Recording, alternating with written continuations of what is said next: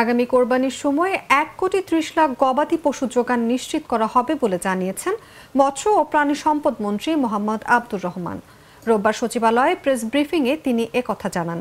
মন্ত্রী বলেন, গত বছর আমাদের 1,25,00,000 গবাদি পশুর আমদানি ছিল, এর মধ্যে অবিকৃত ছিল 19 লাখ। এবার কোরবানির সময় 1,30,00,000-এর বেশি গবাদি পশুর ব্যবস্থা রাখা হয়েছে।